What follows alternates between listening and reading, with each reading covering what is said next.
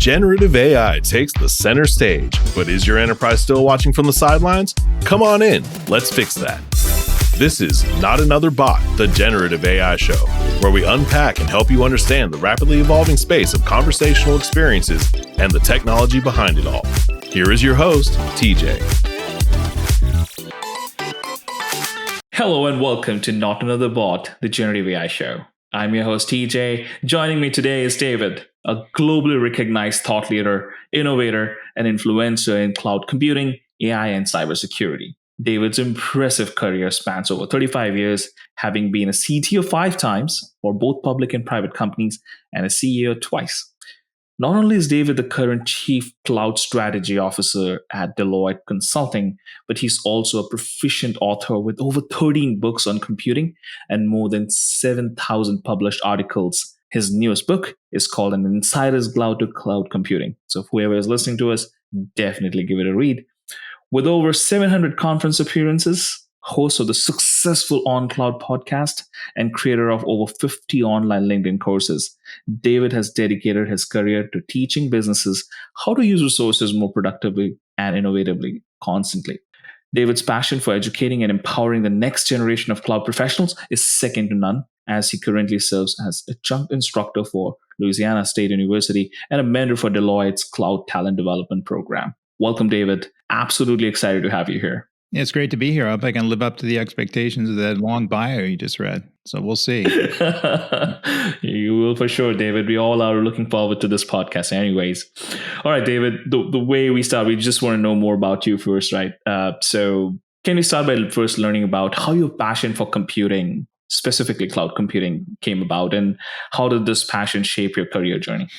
Well, I was always doing computers as a hobby when I was younger, which is, I'm almost 62. That was tough back then. So building Timex Sinclair computers and putting together CPM systems, early DOS systems, things like that.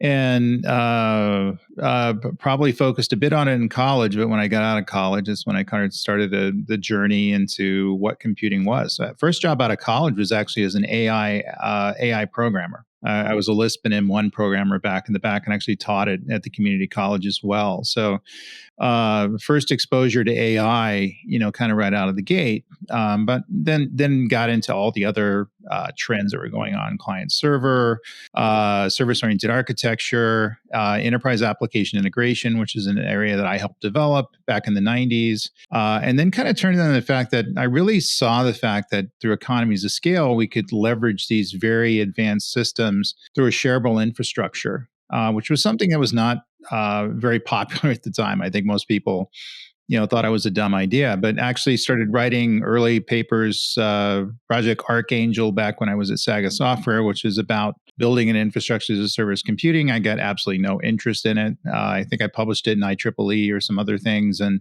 had some investors come in and started to build companies in those directions. At that time, we were seeing the early rise of software as a service, and they were called application delivery networks, and really kind of the early rise of cloud computing in terms of integration as a service, things like that, but nothing that really took off. So rode that through the whole painful time through about the year 2000 to about the year 2008, worked for, different cloud computing companies, different levels of success. There wasn't a lot of interest in the industry. At the time, AWS started to build out their cloud.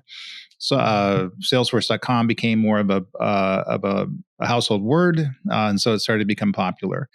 And then 2008, the whole thing just lit on fire in terms of where cloud was going. NIST gave it some names, was actually involved with that in terms of how we're categorizing the thing: software as a service, infrastructure as a service, platform as a service, private cloud, public cloud, that kind of stuff.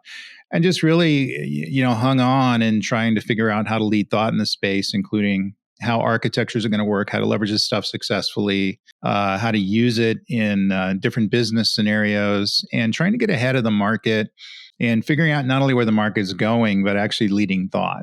In other words, providing capabilities as to people have expectations into what they can leverage this technology for, where it works and where it doesn't. And I think there's been, vague amount of success there. I think everybody has a tendency to chase the marketing messages more so than the pragmatic messages.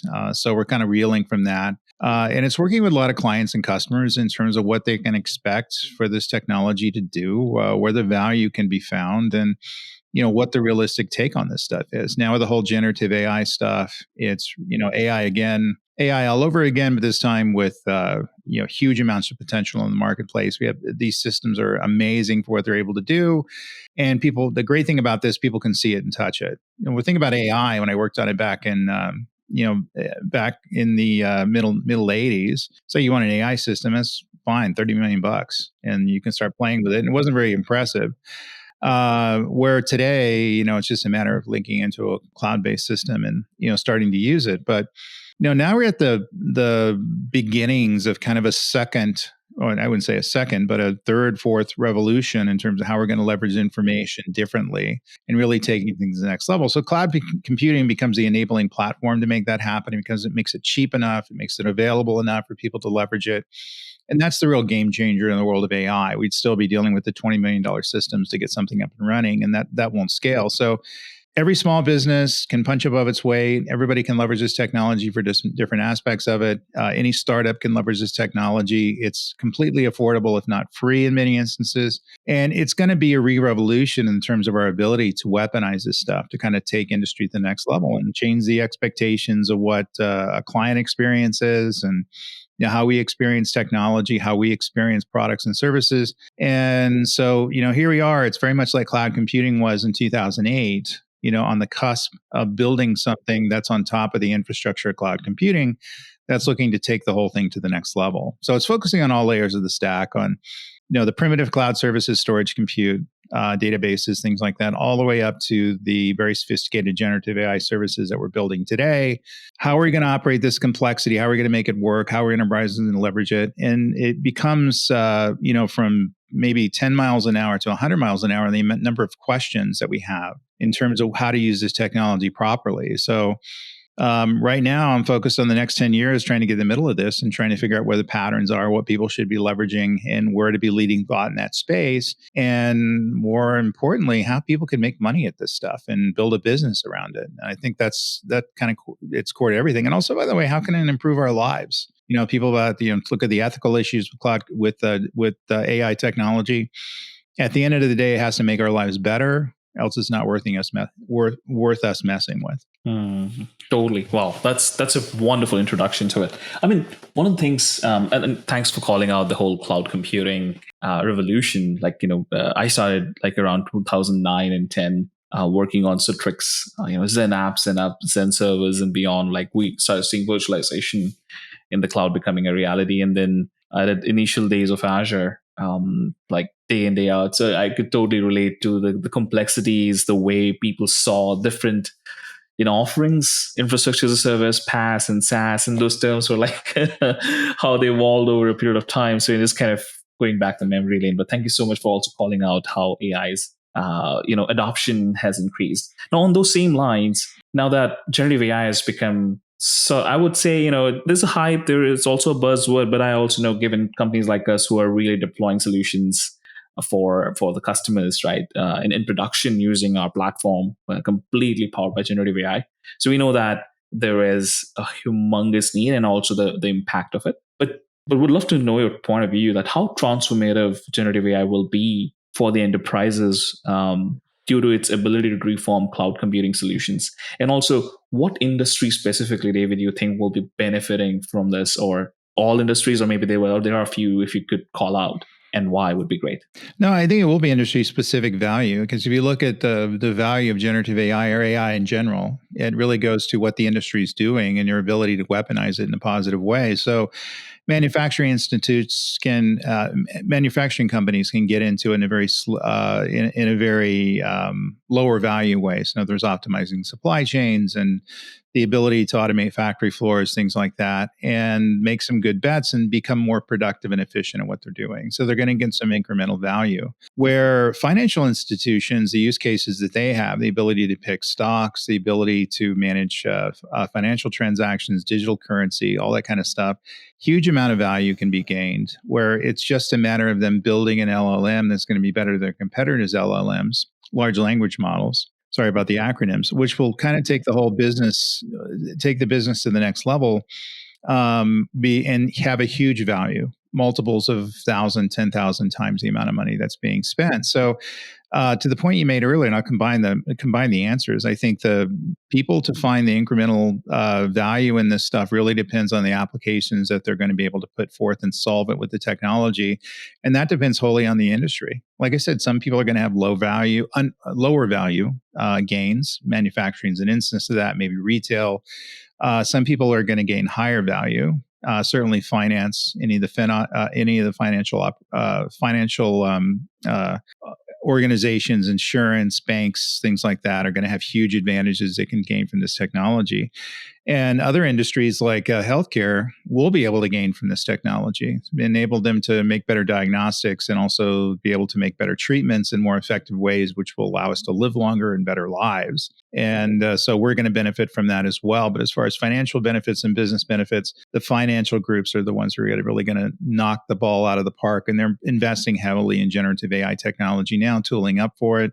Don't have anything, I think, really to write home about in something that I can point to say this is a killer technology for Gen AI, but they're going to get there pretty quick. And, other stuff they're just using in tactical purposes, using RPA, they're using, in whatever industry that they're in, to have incremental gains in what they're doing, perhaps eliminate some humans that are doing some of the information processing stuff now. I think that's going to be a big push in the next few years. But as far as getting the knocks out of the park, I mean, that's going to be areas where they're able to take information and turn it into revenue.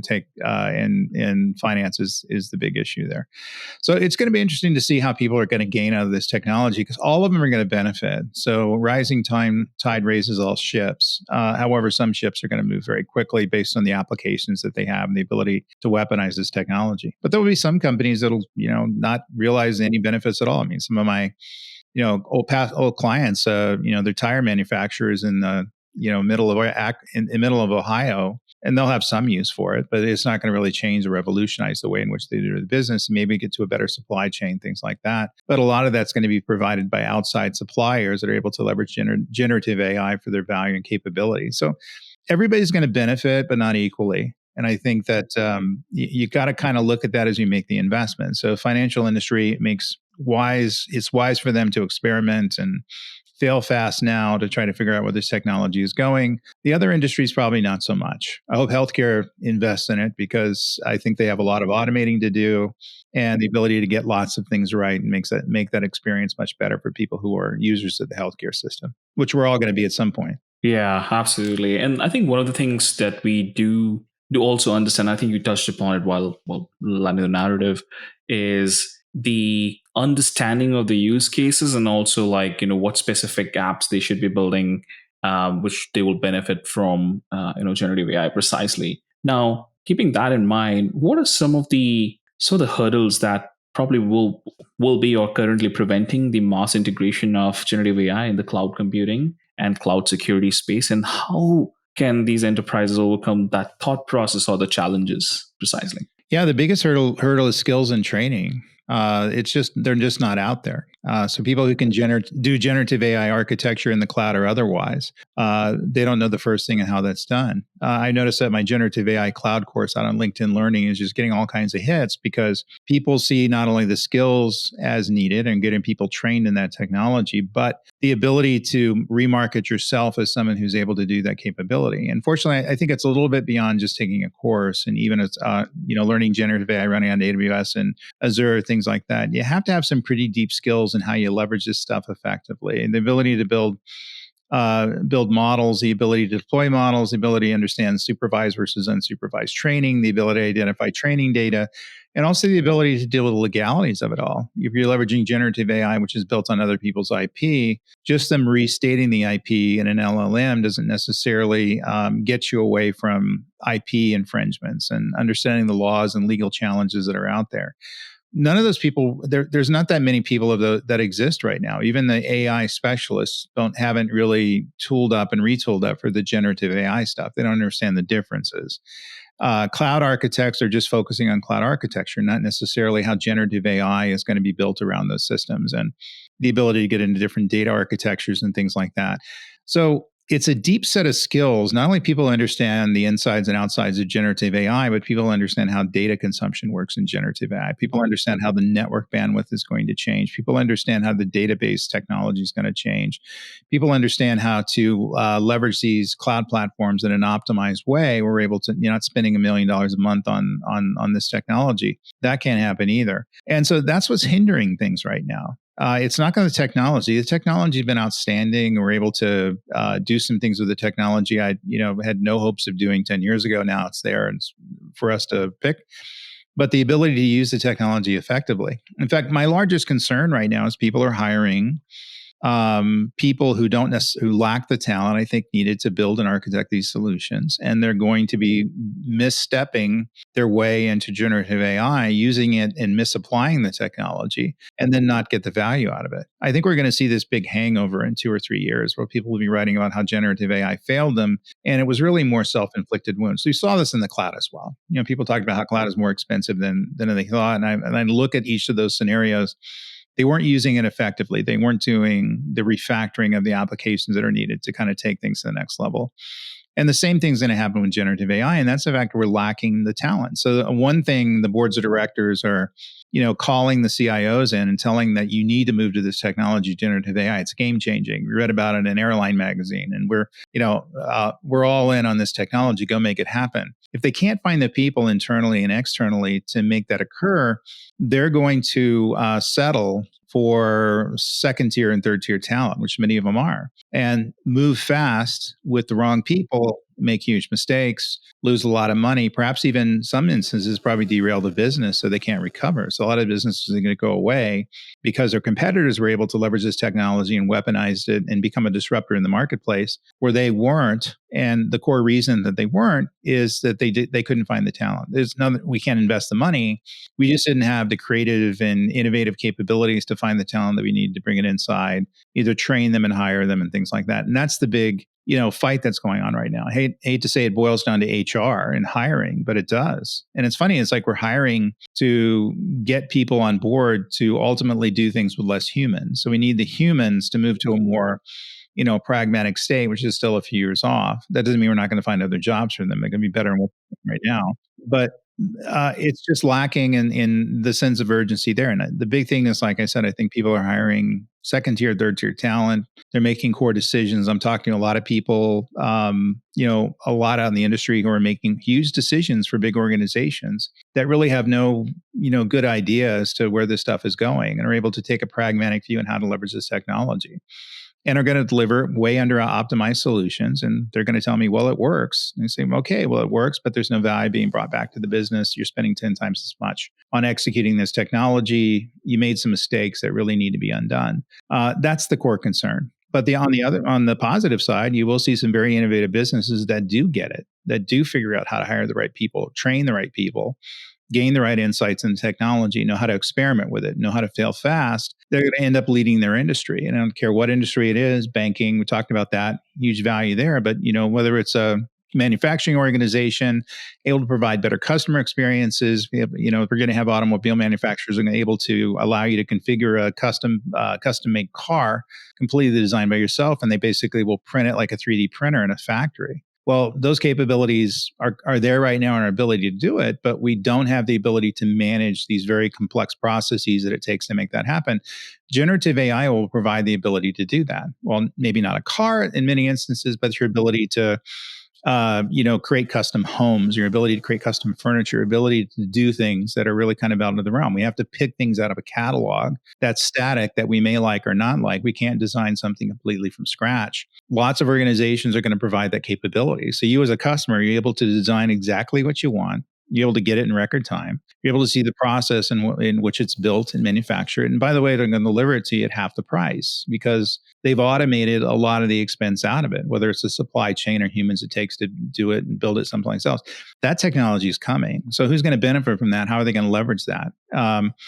Banking systems, we're able to custom design investments and ability to set your investments to the perfect risk exposure that you're looking for versus having a broker go, I don't know, maybe that one, and pick the right stocks for you in the portfolios. All that technology has been able to be done for the last 20 years. It's just not been affordable, and it's not been accessible to the business out there. Now it is. Now we have unsupervised learning. It's able to take massive amounts of data and turn it into core decisions that are able to make decisions based on almost perfect information. That's beyond revolutionary right now. So if businesses are going to weaponize that and take it to the next level, that has to be a higher priority, and they need to figure out how to get the talent in-house to make this happen. And they need to understand that they have to culture of innovation to kind of take things to the next level. Those things I don't think have occurred to the point where it needs to occur. Oh, so well explained, this whole thing, David. So spot on. I think the experiences that we're building within the company will also eventually impact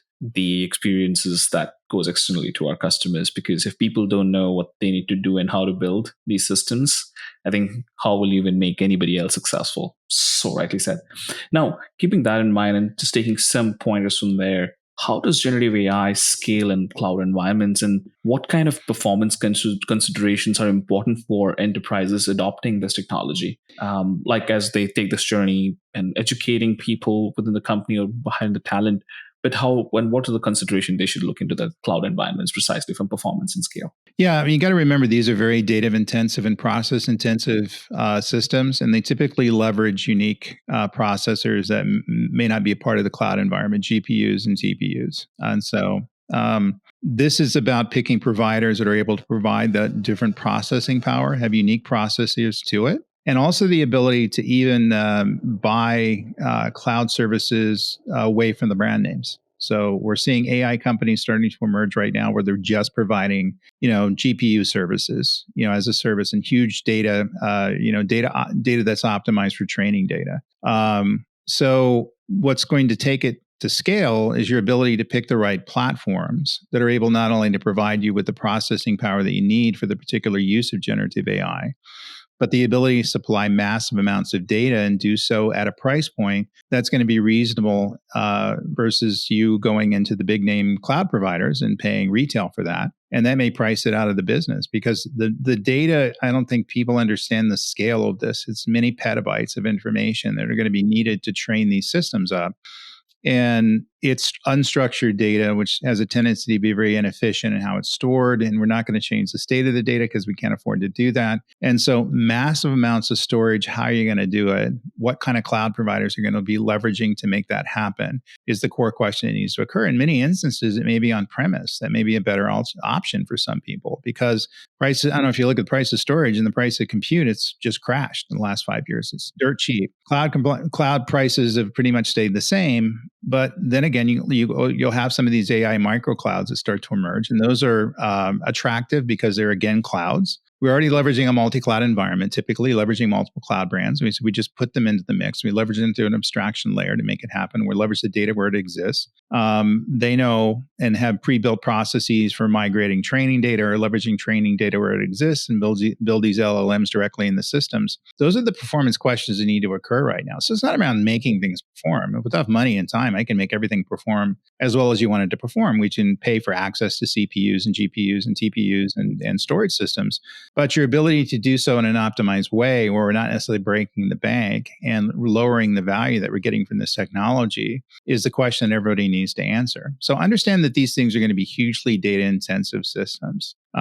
Even though we can use specialized processors, any number of different processors can be applied to make these things successful. Obviously, you want something that's going to be optimized for running these things at scale. So that's going to be a certain type of processor now, but it's going to change and emerge over time. Processor companies are already engineering processes that are just processors that are just specifically designed for generative AI systems. We're going to start seeing those available. We are seeing some of them now, but in terms of hugely differentiating technology, that's probably a year away from making those happen. So you need to augment and build these systems to be able to leverage an open processor architecture. So if you're writing something down to a specific processor, you're going to find that is going to lock into a hardware platform you may not be able to move out of, and therefore that's going to limit scalability. So think in terms of that. What's the abstraction layer between your generative AI system and the underlying hardware, including storage as well as processors? Of course, people never think about that. They always think about storage.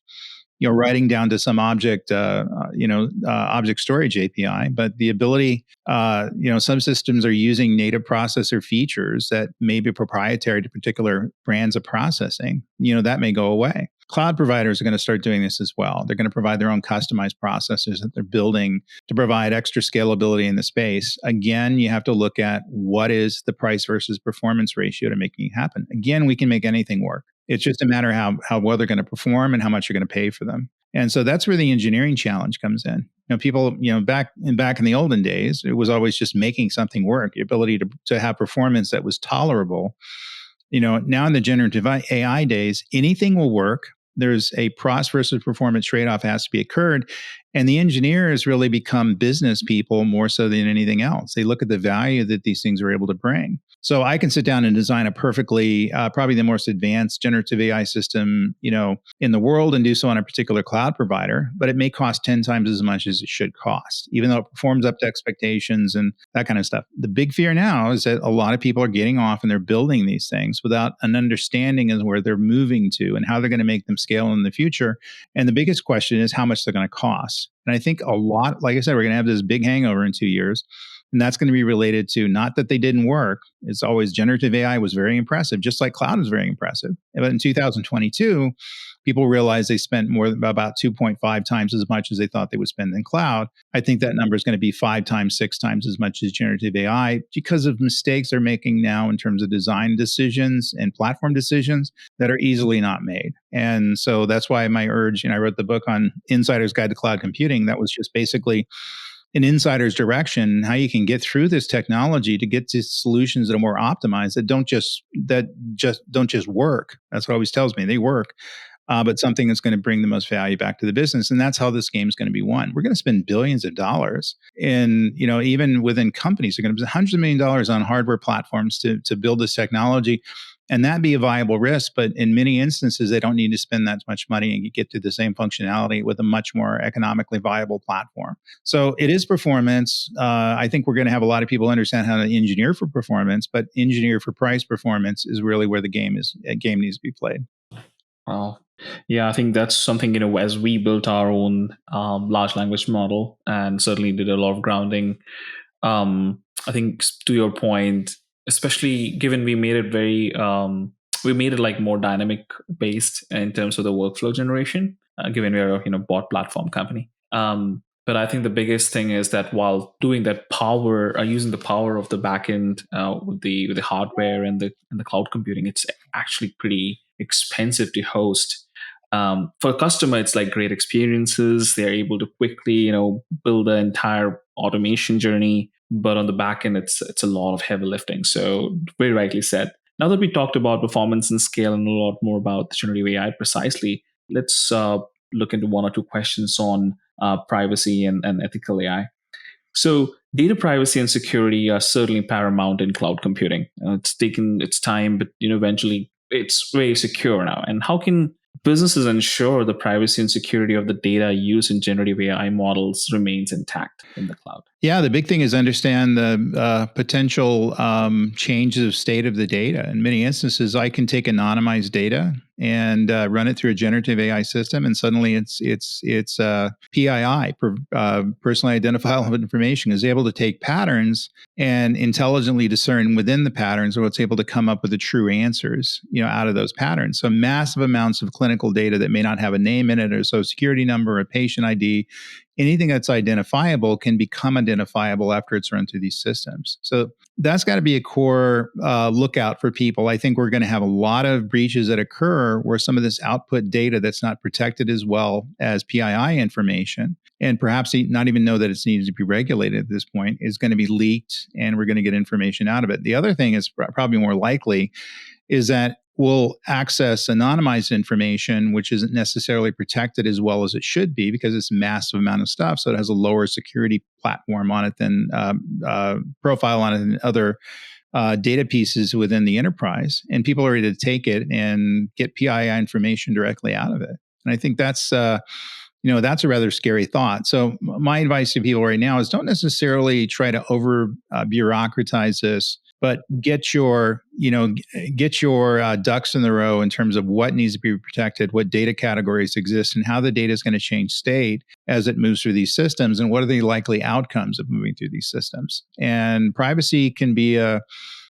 big concern here because we're able to take data that's typically anonymized and not low risk and turn it into something that's PII, can get us in lots of information and get us some, huge amounts of bad press as people were able to take this data and do different things with it that no one really intended it to be done.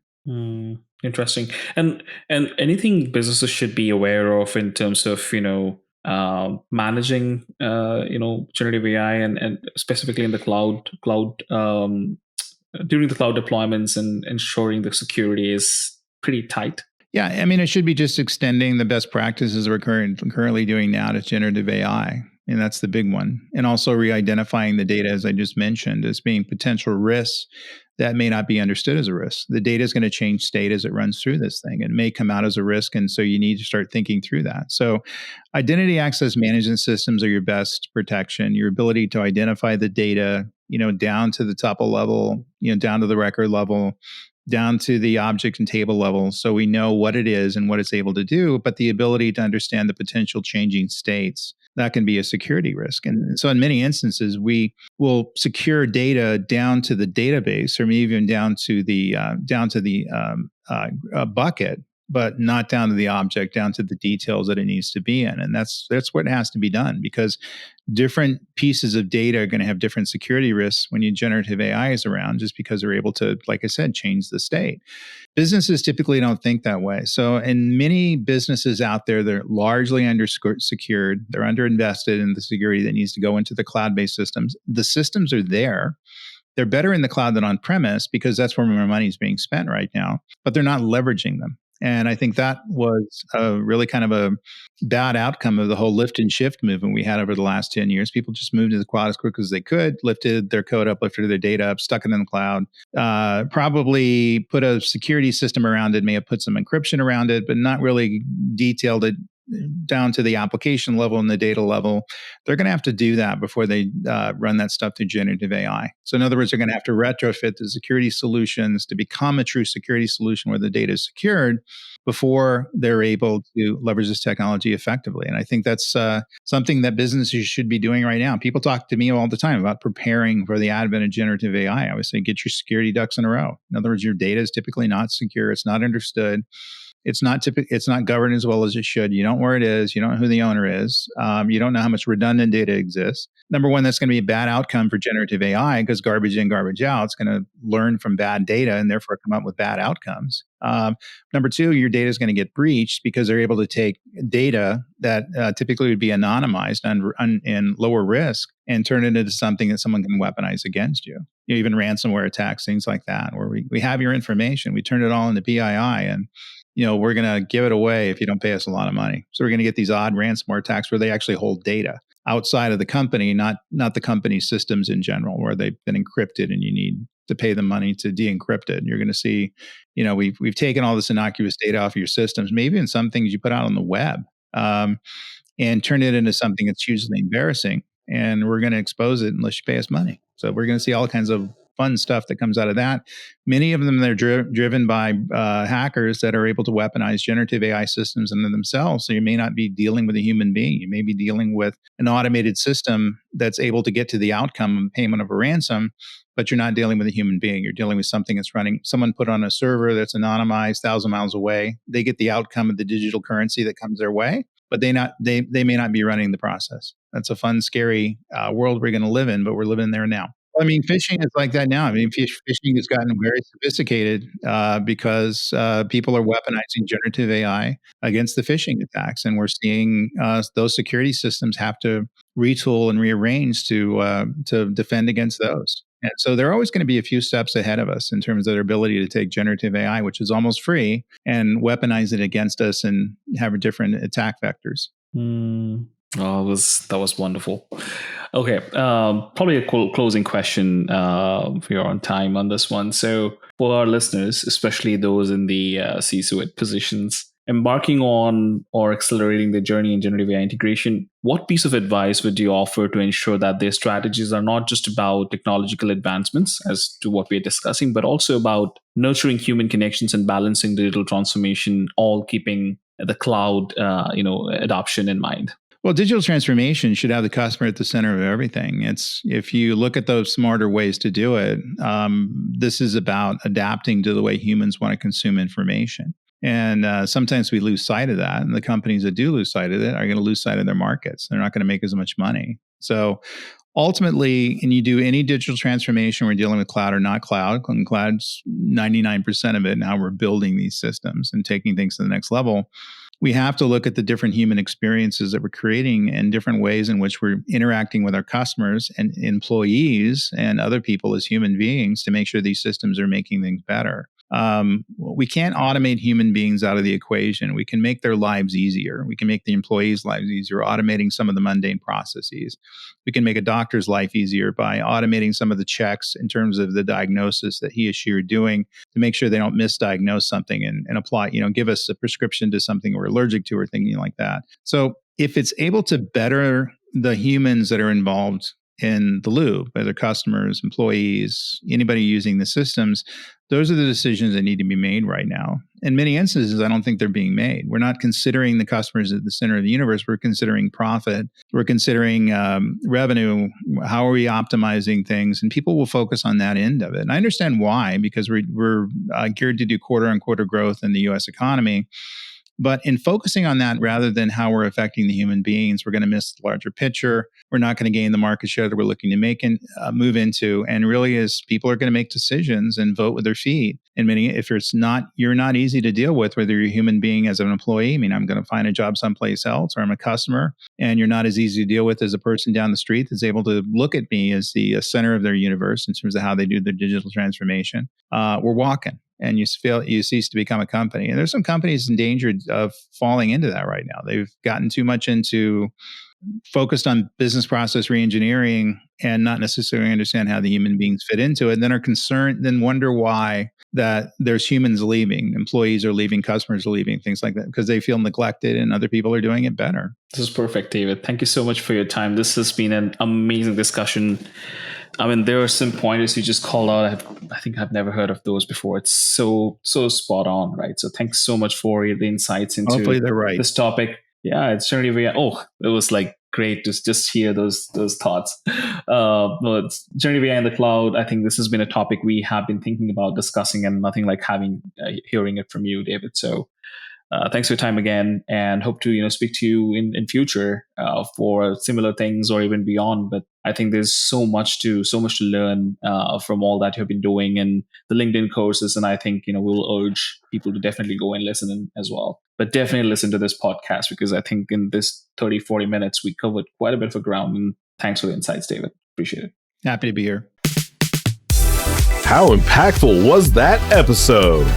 Not Another Bot, the Generative AI Show, is brought to you by Yellow.ai. To find out more about Yellow.ai and how you can transform your business with AI-powered automation, visit YELLOW.ai.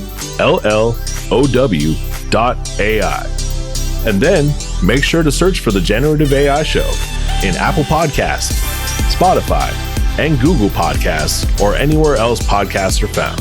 Make sure to click subscribe so you don't miss any future episodes. On behalf of the team here at Yellow.ai, thank you for listening.